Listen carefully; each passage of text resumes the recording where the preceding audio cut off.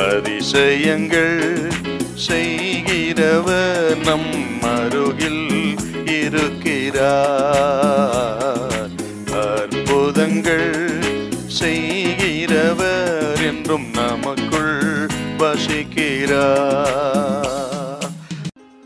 1 நாளாகமம் 29ஆம் அதிகாரம் 17-18 வசனத்தை வாசி கேட்போம். என் தேவனே, நீர் இருதயத்தை சோதித்து உத்தம குணத்தில் பிரியமாயிருக்கிறீர் என்பதை அறிவேன். இவையெல்லாம் நான் உத்தம இருதயத்தோடு மனப்பூர்வமாய் கொடுத்தேன். இப்பொழுது இங்கே இருக்கிற உம்முடைய ஜனமும் உமக்கு மனப்பூர்வமாய் கொடுக்கிறதை கண்டு சந்தோஷித்தேன். தாவீதின் இருதயம் எப்பொழுதும் கர்த்தருக்கு முன்பாக உத்தமமாயிருந்திருக்கிறது. இவையெல்லாம் நான் உத்தம இருதயத்தோடு மனப்பூர்வமாய் கொடுத்தேன்.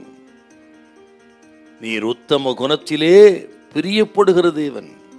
நமது ஆண்டவர் யாருன்னு கேட்டீங்கன்னா, உத்தம இருதயத்திலே உத்தம குணத்திலே பிரியமாயிருக்கிற தேவன். அப்படி தாவீது கர்த்தருக்கு பிரியமாய் அந்த உத்தம இருதயத்தோடு வாழ்ந்த ஒரு தேவ மனிதருங்க. ஆகவே தான் ஆண்டவர் தாவீதை குறித்து சாட்சி கொடுக்கும் பொழுது அப்போஸ்தலர் 13:22 நம்ம பார்க்கிறோம்.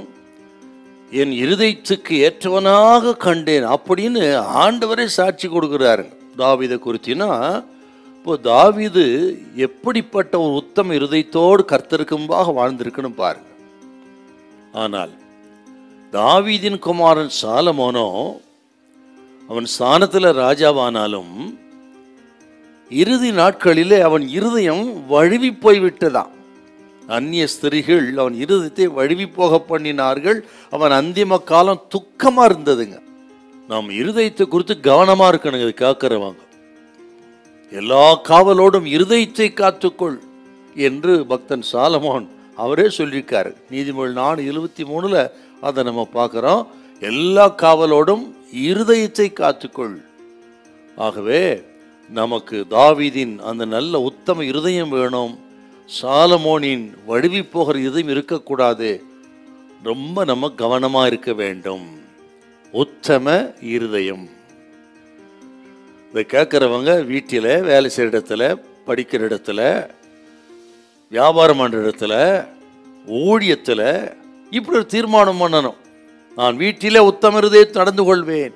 நான் ஊழியத்திலே, வேலை செய்கிற இடங்களில், வியாபார ஸ்தலங்களில், படிக்கிற காலேஜ் பள்ளிகளிலே உத்தம இருதயத்தோடு நடந்து கொள்வேன். சுவாமி என்னை ஆசீர்வதிங்கன்னு சொல்லி ஒரு தீர்மானம் பண்ணுங்க. உத்தம குணத்தில் பிரியப்படுகிற ஆண்டவர் உங்களை கைவிட மாட்டார். தமது வல்லமை உங்களுக்கு விளங்க பண்ணுவார். உங்களை அவர் ஆசீர்வதிப்பார். ஹல்லேலூயா, ஹல்லேலூயா.